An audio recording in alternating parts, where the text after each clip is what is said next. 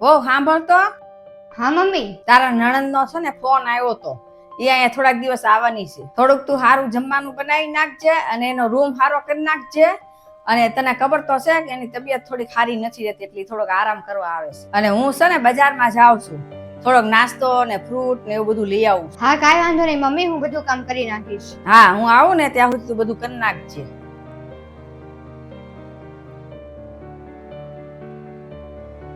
હા, બજારમાંથી આવીને તો હું તો થાકી ગઈ. કાંઈ વાંધો નહીં, બધું આવી તો ગયું વસ્તુ, ફ્રૂટ ને બધું, નાસ્તો ને બધું. બસ હવે એ આવી જાય ને એટલે પછી હાવ શાંતિ. મમ્મી, હું વિચારું છું કે દીદી આજે આવવાના જ છે ને, તો હું તમારા પિયરે જઈ આવું. આ તું શું કહેશો?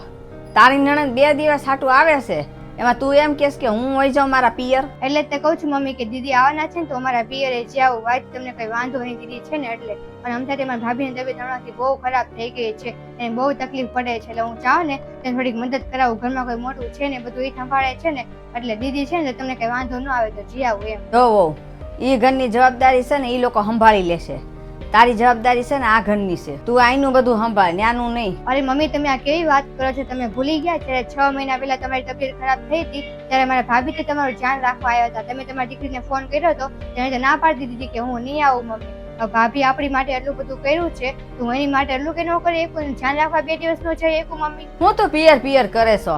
મા બાપ હોય ને ત્યાં સુધી પિયર હોય, અને મા બાપ ન હોય ને ત્યારે પિયર ન હોય. તારા મા બાપનું એક્સિડન્ટ થયું ને એના કેટલાય વર્ષો થઈ ગયા, તોય તું હજી પિયર કરશો? અરે મમ્મી, તમે આ કેવી વાત કરો છો? મારા મમ્મી પપ્પા નથી તો એ મારું પિયર નથી? મેં તને કહી દીધું ને નથી જવાનું એટલે નથી જવાનું. વધારે લપ ન કર મારી યારે. હા તો કાંઈ વાંધો નહીં મમ્મી, તમારા ગયા પછી તે છે ને તમારી દીકરીનું આ પિયર છે ને, પિયર કઈ રીતે લે છે ને એ હું જોઉં છું. તું કેવા શું માંગે છો? સાચું જ કહું છું મમ્મી, જો મારા મા બાપના ગયા પછી છે ને મારું પિયર નથી રહ્યું, તો તમારા ગયા પછી તે છે ને દીદીનું પિયર નહીં રહે મમ્મી. અને આ વાતની હું ગેરંટી આપું છું કે ભવિષ્યમાં છે ને દીદીને આ ઘરમાં હું પગે નહીં મૂકવા દઉં મમ્મી. અને જયારે એની જરૂર પડશે ને ત્યારે એની મદદ એ નહીં કરું. તારી હિંમત કેવી રીતના થઈ આવું બોલવાની? આ એનું પિયર છે, ગમે ત્યારે જાય ને ગમે ત્યારે આવે. વાહ મમ્મી, તમારી દીકરીનું પિયર અને મારું પિયર કાંઈ નહીં મમ્મી. તમારી દરેક ખરાબ પરિસ્થિતિમાં છે ને હું તમારી સાથે ઉભી રહી છું, અને મારી ખરાબ પરિસ્થિતિમાં છે ને મારા ભાભી મારી સાથે ઉભા રહ્યા છે. અને અત્યારે એ તકલીફમાં છે અને મારી મદદની જરૂર છે, તેની સાથે હું ઉભી નહીં રહું મમ્મી. હું એની માટે છે ને ગમે એ કરીશ મમ્મી, મારે જે થાય નહીં. જો મમ્મી, હું તમને છે ને સીધી વાત કહી દઉં છું કે છે ને હું મારા પિયરે જવાની છું, અને કાલે નહીં આજે જ જવાની છું.